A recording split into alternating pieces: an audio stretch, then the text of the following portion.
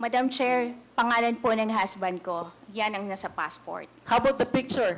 Yes, Mr. Chair. Siya po. So you confirm that this is your husband? Yes, Mr. Chair. This is really very challenging on the part of you five, no? Na dati kayo magkakasama sa trabaho at mukhang lahat hindi maganda ang naging pinatunguhan ninyo. Mr. Chair. 10 minutes, Congresswoman Luis. Before I proceed to my interpellation, I wish to manifest the letter sent by Attorney Emerito Kilang and Attorney Rod Siv Comigad. I believe these are counsels of Colonel Ruyina Garma. I share the sentiment of the Quadcom for its integrity being casted with doubt because of the testimony of Colonel Grijaldo during the Senate investigation that our chairman, particularly Chairman Abante and Chairman Fernandez, coerced and harassed him. And I wish to invite the attention of the committee and the general public about this joint statement of the two lawyers whom I believe are present during that alleged incident or meeting. If I may quote, Mr. Chair, the two lawyers state in this joint statement, we would like to shed light on the nature of the interactions we observed. The discussions were focused on ensuring clarity and understanding of Colonel Garma's affidavit, particularly regarding any knowledge Colonel Grijaldo might have about the reward system mentioned in it.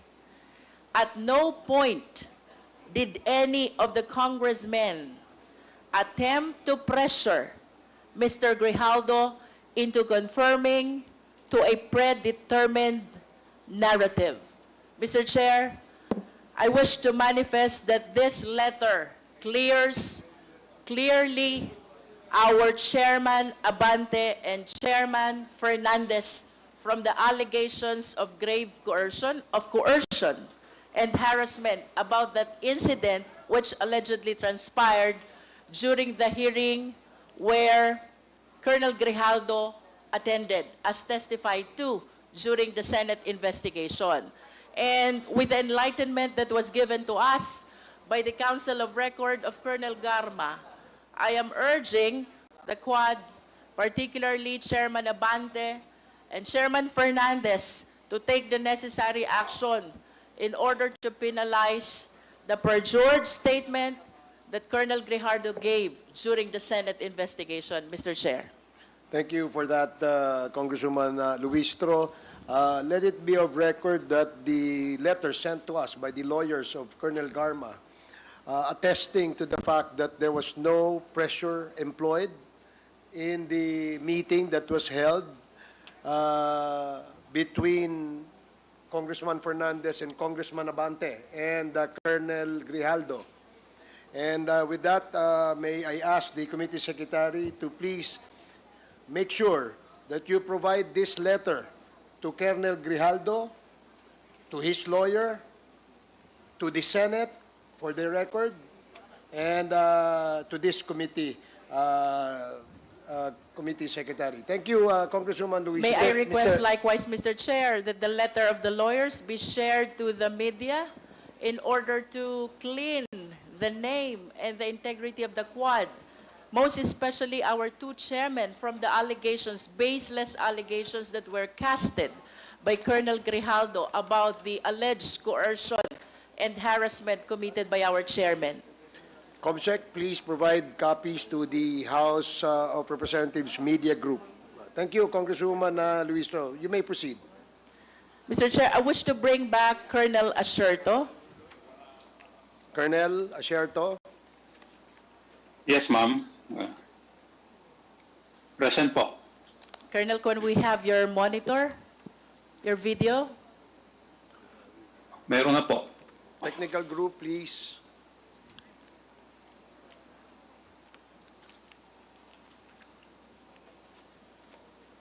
Secretariat, can you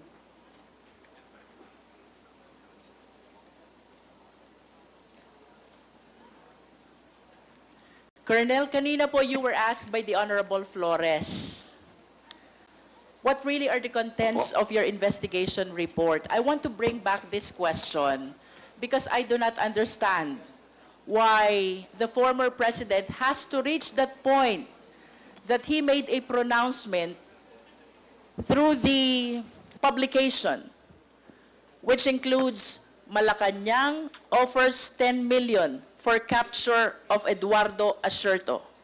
And then Duterte asked military police, why is Asierto still alive? This is from Inquirer, Colonel.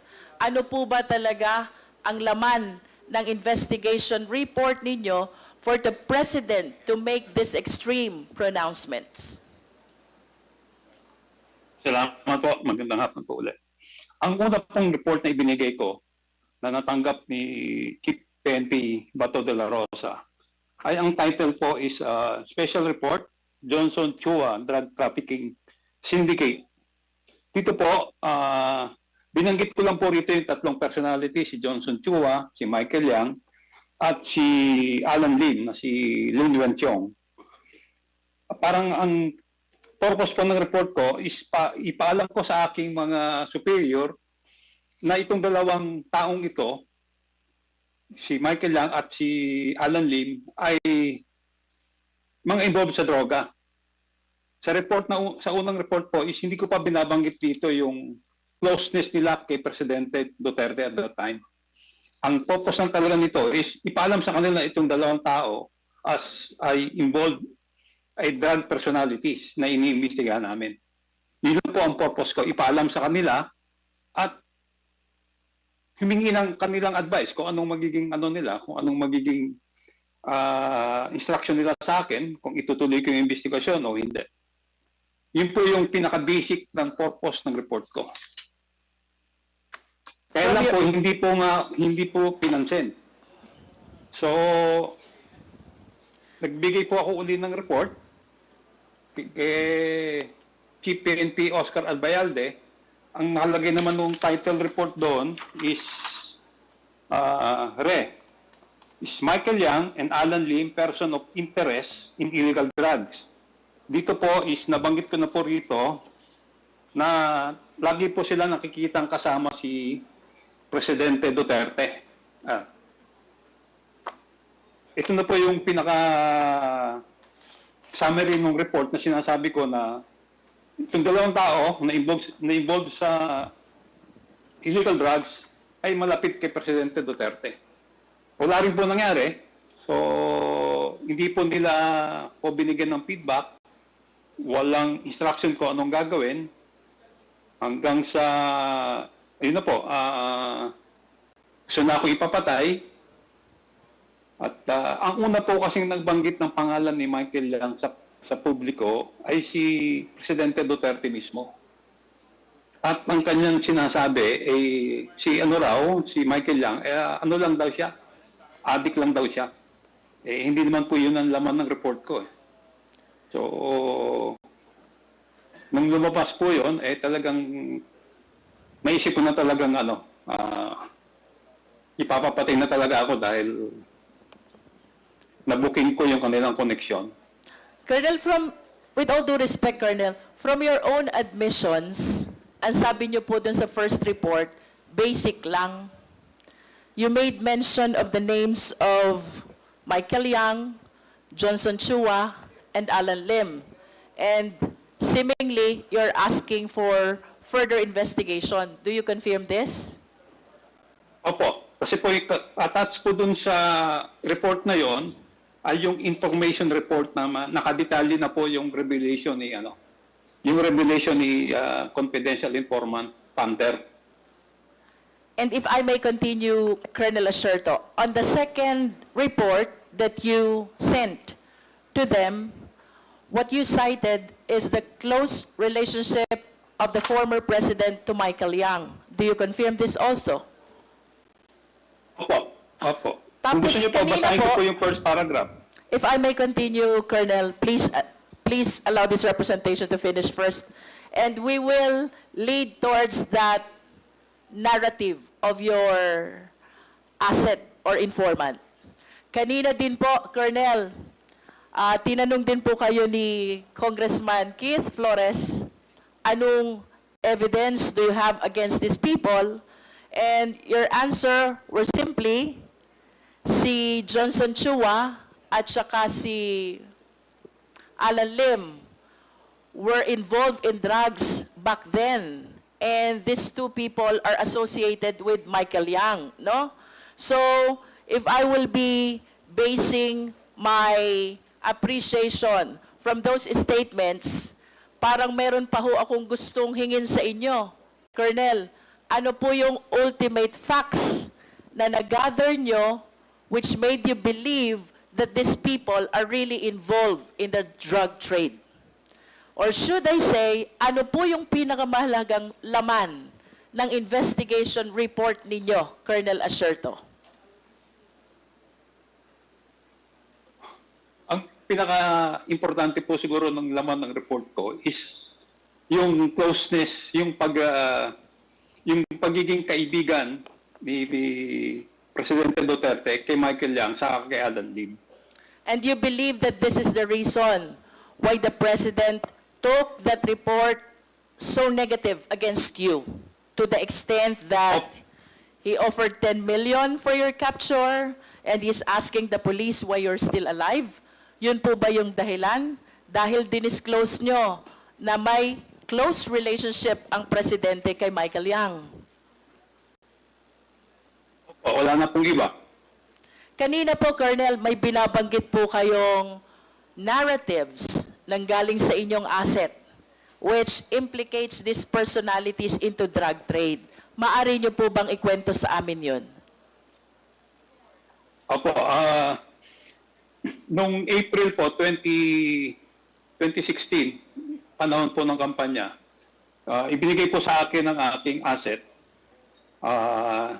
yung impormasyon tungkol kay Michael Yang at ipinakita niya yung picture na nasa loob sila ng eroplano, magkatabi si Michael Yang saka si then Mayor Duterte at si Bongo na nasa likod. Ang sabi niya sa akin, Sir, yan si Michael Yang, involved yan doon sa Davao na ni-raid nyo dati. Sabi ko, bakit siya involved? Basta involved yan, sir, na doon sa Davao. At lagi niyang kasama ngayon si Alan Lim. Sabi ko, sino naman si Alan Lim? Sabi niya, si Alan Lim, sir, yan yung nahuli sa Cavite. Pero na-dismiss ang kaso. So, yun po yung basic information na binigay sa akin noong 2016. Colonel, I understand that your asset are giving or gave this information in confidence to you. Curious lang po ako. Do you see any possibility for this informant or asset to appear before this Quadcom hearing? So totoo po, simula nung magtago ako, wala na po akong contact sa kanila eh. Hindi ko po nga ho alam kung because of the investigation doon sa Blue Ribbon, baka po nasunog sila eh. So hindi ko rin po alam kung buhay pa siya o nasaan na siya.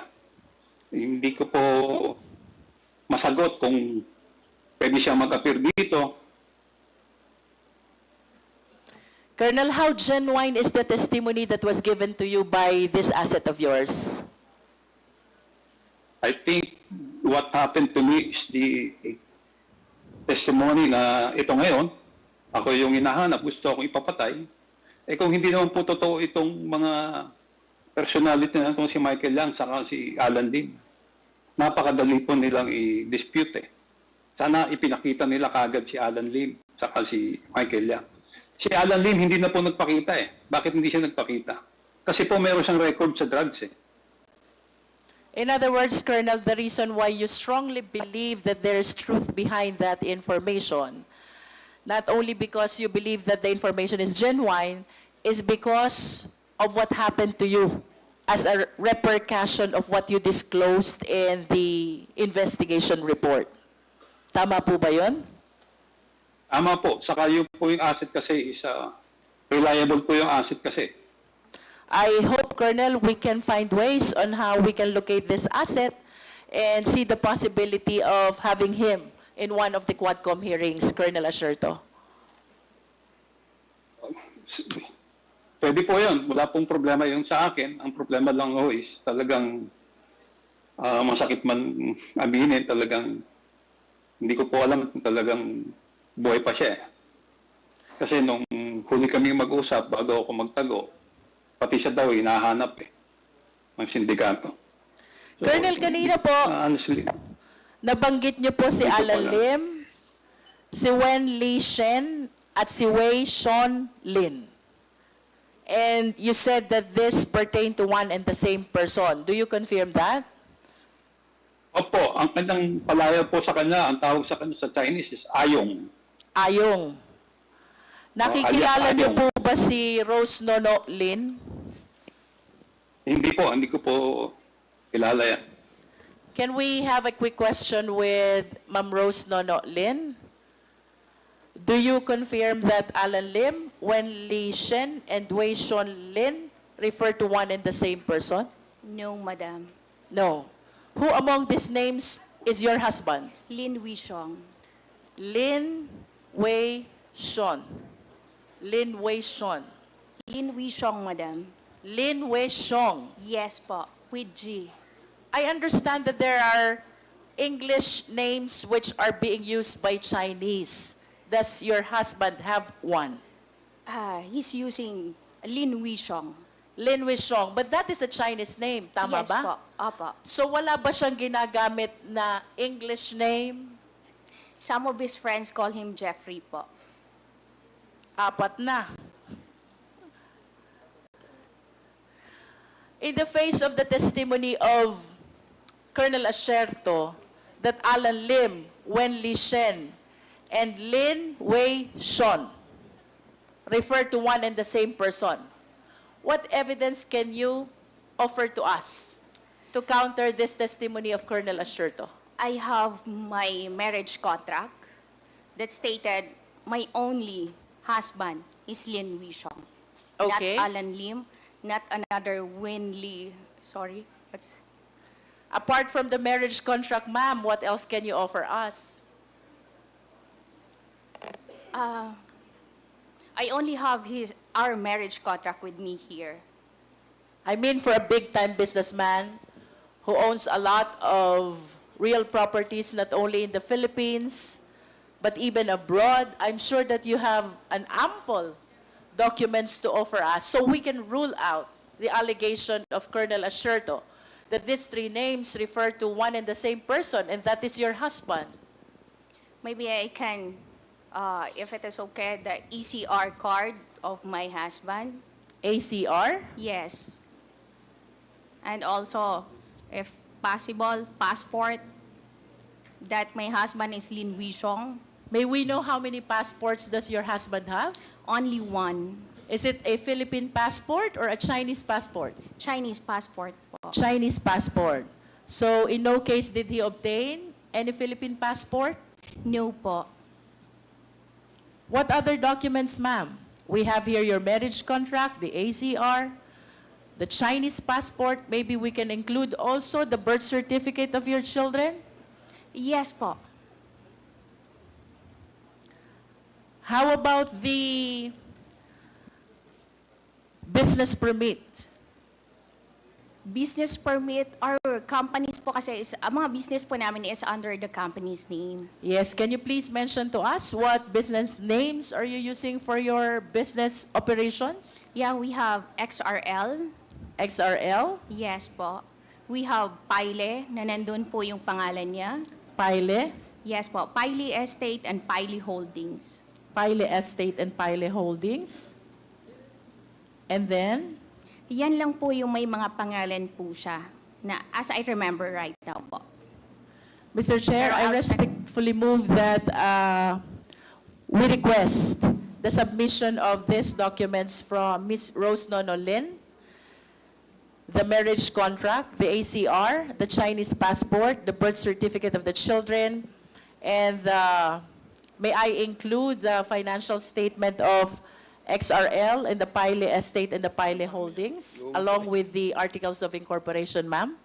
Madam, it's okay po ba na makahingi po ng list ng mga hinihingi nyo sa akin para wala po akong makaligtaan. Mr. Chair, we will be requesting the COMSEC to provide her the list of the documents that we will be requesting from Ms. Rose Nono Lin. Comsec, please provide the list to Ms. Lin.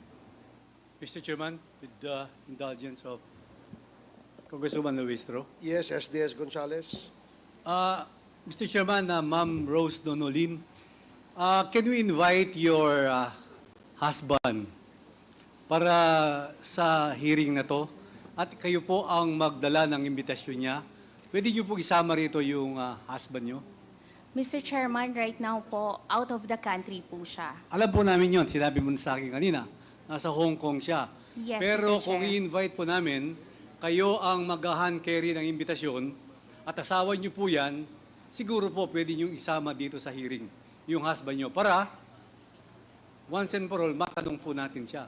Mr. Chair, pwede ko po dalhin yung invitation. But I can't promise po na sasama po siya sa akin para po sa pagdinig dito. Bakit po? Ay, hindi ko pa po alam kung ano yung maging desisyon niya, Mr. Chair. Palagay ko po kung may imbitasyon naman po itong Quadcom na to, palagay ko naman po pupunta. Kasi para once and for all malaman natin. Or, baka po kayo, Madam Rose Nonolin, hindi nyo alam kung ano pangalan ng husband nyo. Mr. Chair, Lin Wishong po ang pangalan ng husband ko. Ano po? Lin Wishong. Kaya nga, sa alam nyo, baka yun ang pangalan. Pero sa pagsasama nyo, ilang taon? Ilang years na po kayo magkasama? Almost 15 years. Almost 15 years. So almost 15 years, hindi nyo po alam talaga ang pangalan ng asawa nyo. Ang alam ko po na pangalan ng asawa ko, Mr. Chair, Lin Wishong po. Anyway, Mr. Chairman, we will just invite the husband of Madam Rose Nonolin. Ay, invited na ba? Yes, he was invited previously, and I think for today's committee hearing, he was also invited. Papadala natin sa kanya. We will be acting on that invitation later when before the committee adjourns this committee hearing, Your Honor. Mr. Chair, So, please proceed. I wish to further request Ms. Rose Nonolin that with respect to the Chinese passport, if this is similar to a Philippine passport, she submit not only the information page, but also the thumb mark page and the signature page, Mr. Chair. Mr. Chair, if Ms. Rose Nonolin is generous enough to provide information, may we hear from her as well? Ano po ba ang mga business establishments nyo abroad? Mr. Chair, kung okay lang po ba na yung mga businesses namin abroad, hindi, or pwede ko ibigay sa inyo through writing? Can you please at least cite the names of your business establishments abroad? Mayroon po kaming taxi company sa Hong Kong. May we know the name? It's Plus Elegance po. Plus Elegance. What else, ma'am? Mr. Chair, it's okay lang po ba na yung mga businesses sa abroad po namin na hindi naman po konektado po sa pagdinig na ito? Hindi na po. I understand, Ms. Rose. However, we're trying to help you rule out the allegation of Colonel Asherto that these three names pertain to one and the same person. And I'm sure that you will be happiest to prove na hindi nga siya itong Alan Lim at itong Wen Le Shen. Tama po ba? Madam Chair, magsasubmit naman po ako ng mga hiningin po ninyong documents. Pero ang hinihingi ko lang po sana yung mga properties namin abroad at businesses, hayaan na po natin po doon.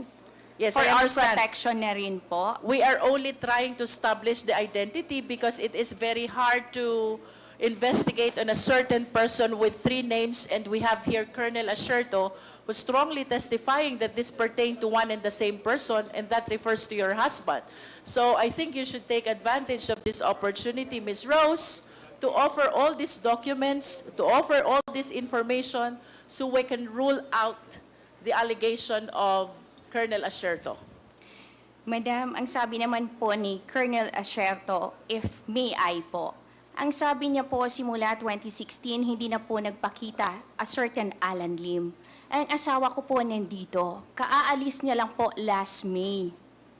So ibig sabihin po nun, kung hindi nagpapakita a certain Alan Lim, ang asawa ko po nagpapakita. So ibig sabihin po nun, hindi siya si Alan Lim. But to be able to further prove that allegation of yours, I think the documents will be of big help to rule out this allegation of Colonel Asherto. Meanwhile, may I go back to Colonel Asherto, Mr. Chair? Colonel Asherto, Opo, ma'am. what proof do you have Okay. that Alan Lim, Wen Li Shen, and Wei Shon Lin refer to one and the same person? I remember during the hearing of dangerous drugs, that is prior to Quad, you even shared some slides of passports. If you still have Meron po. these documents, Meron pa rin po akong kopya ng kanyang passport na ini-issue noong 2011 po yata yun. so can you please enlighten us, Colonel Asherto, what proof do we have? Yung passport niya po na nakakuha po ako ng kopya ng passport niya, Philippine passport Initial po ba na- ito o Chinese passport? Chinese passport po. Chinese Ini-issue passport. nung March 14, 2011, ini-issue dito sa Maynila. Ang expiry niya is 13 March 2021. 2021. Opo, ang passport number is Gold 47972221. Colonel, I remember we flash it in the screen. You share it before, during the hearing of the dangerous drugs. Pwede po ba ulit nating ma-share yun sa committee so we can share it with Ms. Rose Nono Lin? Hindi ko po alam kung paano i-share sa inyo. Baka meron pong kopya yung secretariat po. Well, the Secretariat will just get in touch with you, Colonel Asherto. Aside from the Chinese passport, what other proof do you have which lead to your conclusion that these three names pertain to one and the same person? Ang pinaka-basis ko po is yung information ng anong asset, saka itong nakuwang mga dokumento, yung mga pictures, at hindi naman po ako gagawa ng kasinungalingan na report na maglalagay sa akin sa alanganin na pati po ang mga kasamahan ko na damay. Colonel, So ako po ay sigurado. Yun pong Sigurado po Chinese- akong 100%. yun pong Chinese passport na binanggit nyo, does it bear the picture of Alan Lim? Opo, may picture po siya. And if you compare it with the pictures that were flashed po kanina in the screen, Secretariat, can you please assist Colonel Asherto? Colonel, marunong ho ba kayong mag-zoom ng picture? Subukan ko po. Secretariat, can we please flash all Ang together alam ko po, the ang alam ko pictures po, meron ng earlier kopya and the ang picture in Secretariat. in the Chinese passport?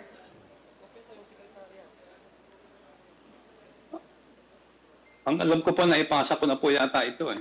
Okay. So, Secretariat, I hope we can there.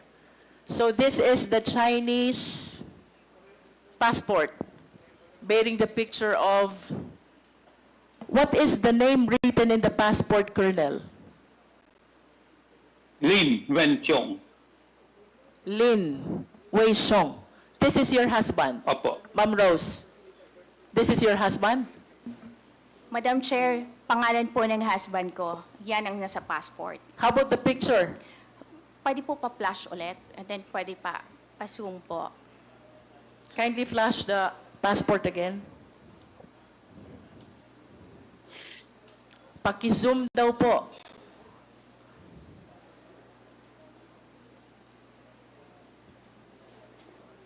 Secretariat, please zoom the picture.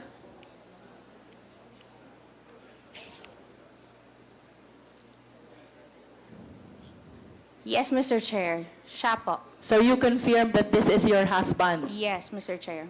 Can we flash the other documents which Colonel Asherto has shared with us already?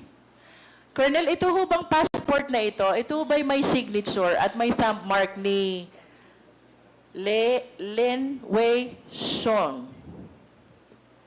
Does it bear Wala po the eh. signature and the thumb mark? Picture lang po. But I think, Mr. Chair, we can request for a copy of the complete essential pages of the passport with the embassy, if that will be possible. We will write to the embassy to be able to access these records. And it is important, Mr. Chair, that we include that page which bears the signature and the thumb mark of the bearer of the passport. Comsec, please take note. Do we have other documents pertaining to Alan Lim, Secretariat, which we can flash and share? So we can ask Ms. Rose Nono if she's willing to confirm that the same is her husband.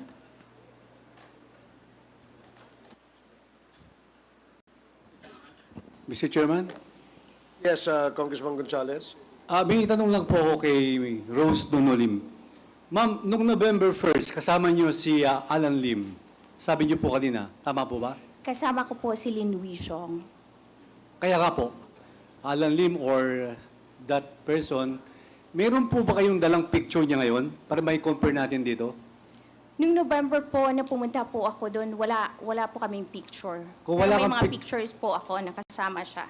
Meron ka bang dalang picture dyan ngayon para may compare lang natin yung mukha ng asawa mo na pinakita sa screen at saka yung dala mo? I'll check your, Mr. Chair. Thank you, Mr. Chairman.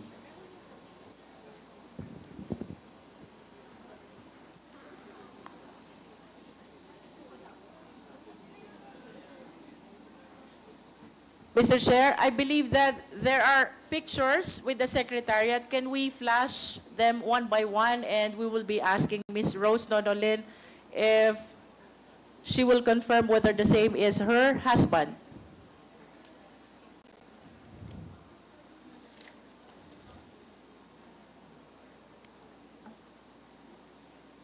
I understand we are able to capture a picture of the spouses in Atlantis, the Palm in Dubai. This was Christmas Day of 2023. Paki-flash lang po.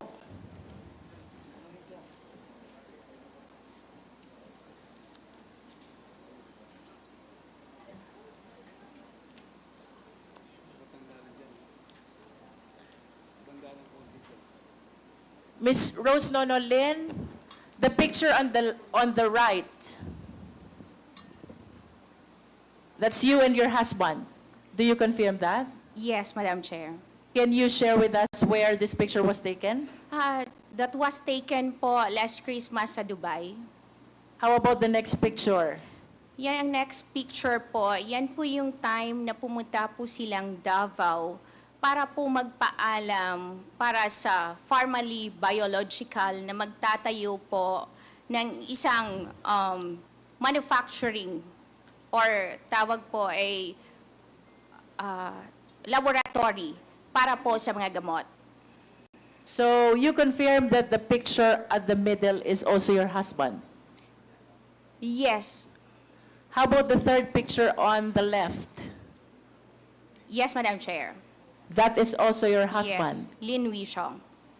The two pictures, I hope you realize, were provided by Colonel Asherto. Colonel, tama po ba? Sa inyo nang galing itong dalawang pictures? Opo, sa tingin ko po, sa akin po. And you believe, Colonel Asherto, that these two pictures pertain to this Alan Lim, Wen Li Shen, and Lin Wei Xiong?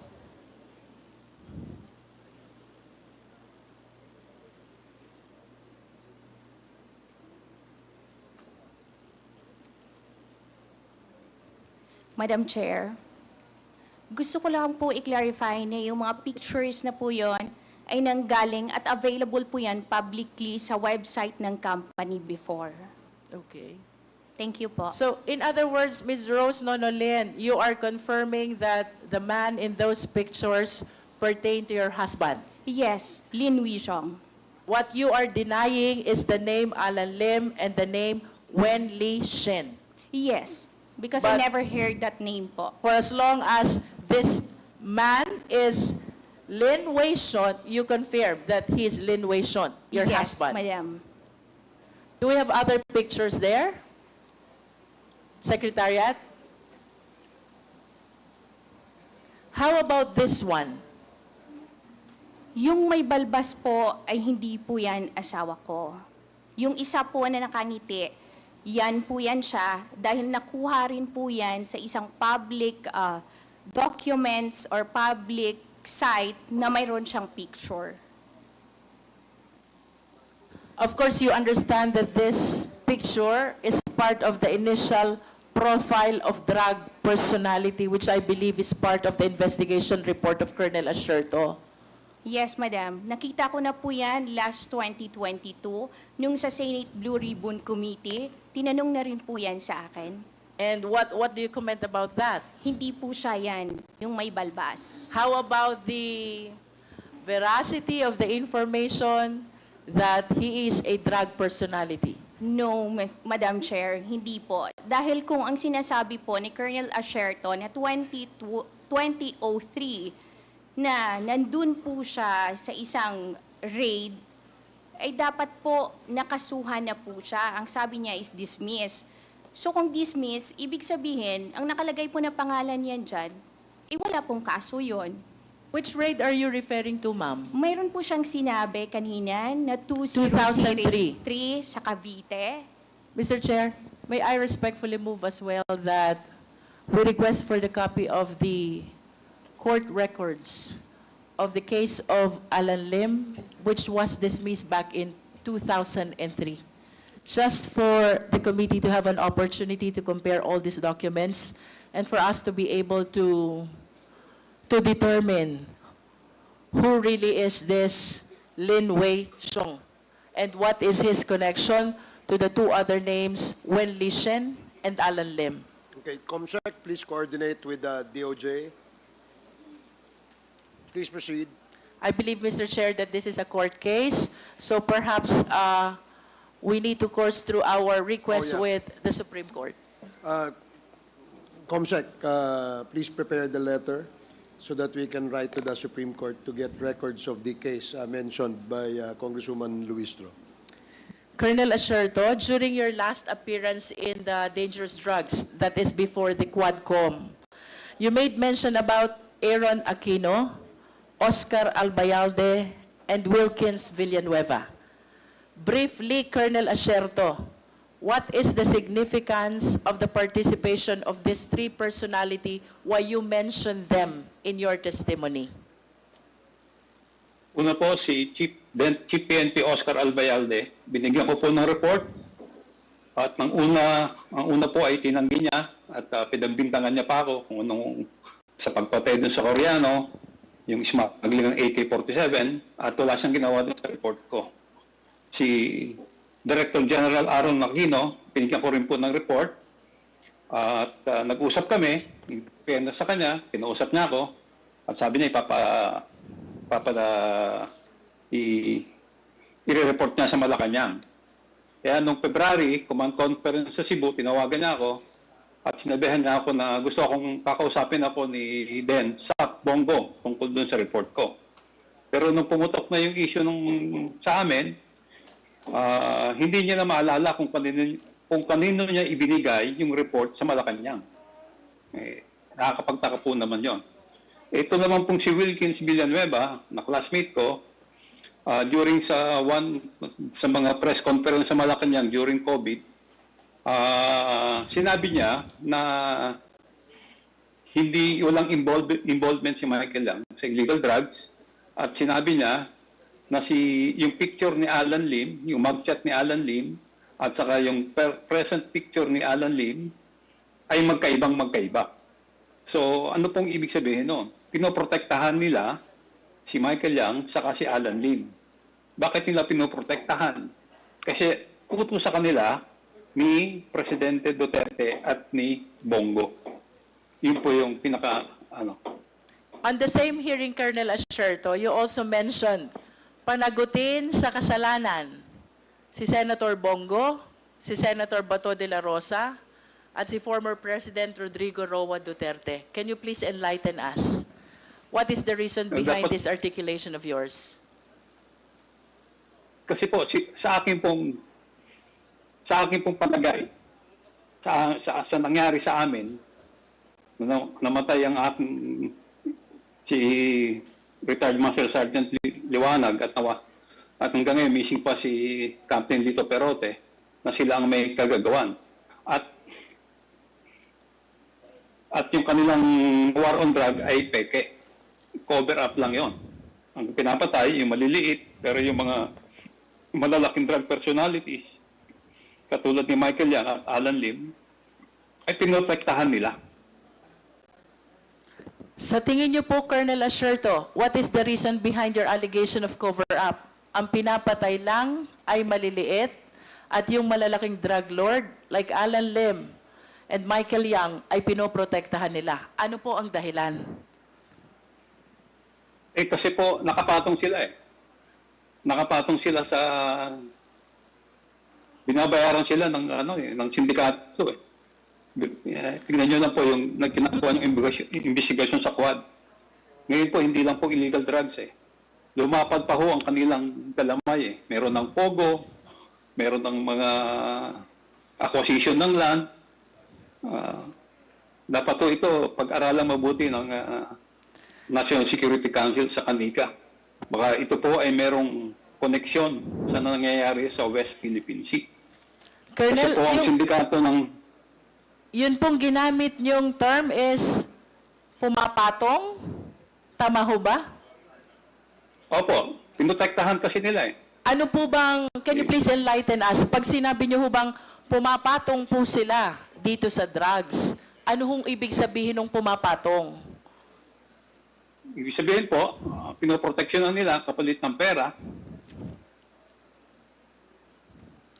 So, what you wanted to tell us is, these people are protector of the drug lords? Yun ho ba yun? Opo, yun po ang simpleng Last question, Colonel Asierto. Ngayon pong kaharap nyo si Jimmy Guban via Zoom. And admittedly, sinasabi niyang inimplicate niya kayo to save his life and the lives of his families. But apparently, dahil sa testimonya niyang yon, nasira din ang buhay ninyo. How do you feel now? Hindi ho ba kayo nagagalit kay Jimmy Guban? Unang-una po, talaga pong hindi na kami nakapag-usap ni Jimmy Guban. Hindi ko pa siya nakakausap at ako po ay nagpapasalamat sa kanya dahil sinabi niya yung totoo kung ano talaga nangyari. At wala po akong galit sa kanya dahil alam ko naman pareho kaming biktima. But yun of lang, course, you tumigil siya. realize, Colonel Asierto, if not for the testimony of Jimmy Guban, hindi ka magkakakaso, hindi ka magkaka-warrant of arrest. Kayo po ba'y na-convict dun sa kasong iyon? Hindi po ako na-convict doon dahil hindi po ako nag-appear eh. Kasi pag nilabanan ko po yung kaso, ikukulong ako, baka doon na rin po ako mamatay sa loob ng kulungan. So you mean to say that the case is still pending in court? Opo, nasa naka-archive po kasi po nagkaroon na po ng desisyon yung kaso ni Jimmy. So, yung sa akin po na-archive. Given the fact, Colonel Asierto, na si Jimmy Guban ay pinilit lamang para huwag masangkot at huwag mabanggit yung pangalan ng mga ni Michael Yang, ni Pulong, at saka ni Man Scarpio, I hope you realize also na dahil sa testimony ni Jimmy Guban, nagtatago kayo ngayon. At ilang taon na nga ho kayo nagtatago? More than 6 years po. More than 6 years. So, I just want to take advantage of this opportunity. If there's one thing which you want to tell Jimmy Guban, ano ho bang gusto niyo sabihin kay Jimmy Guban ngayon? Jimmy, salamat at tinama mo. At salamat sinabayan mo kung ilabas ang katotohanan.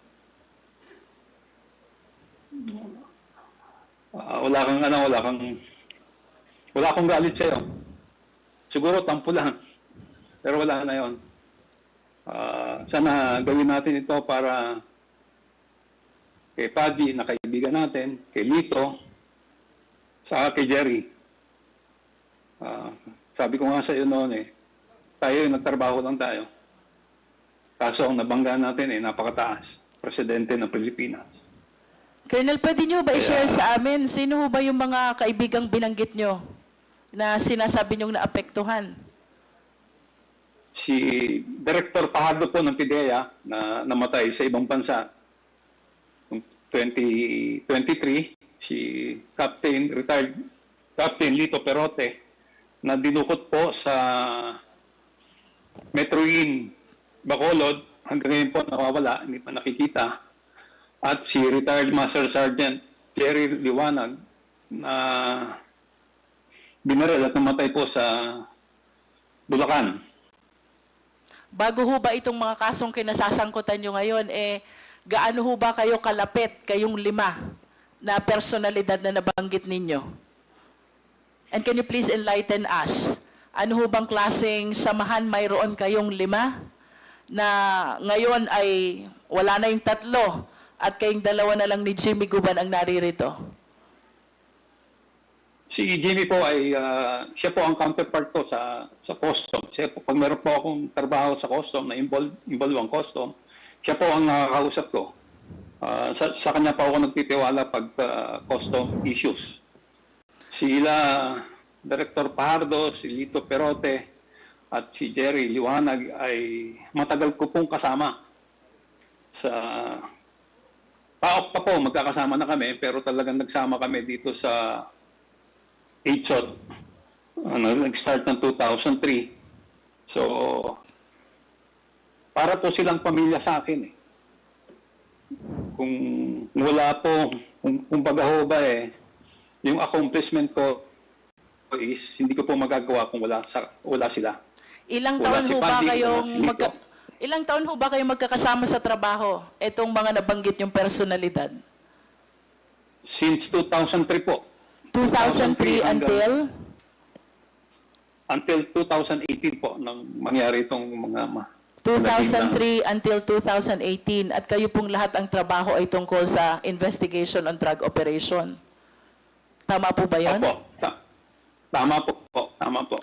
And today, si Fajardo po ay namatay na. Tama po ba yun?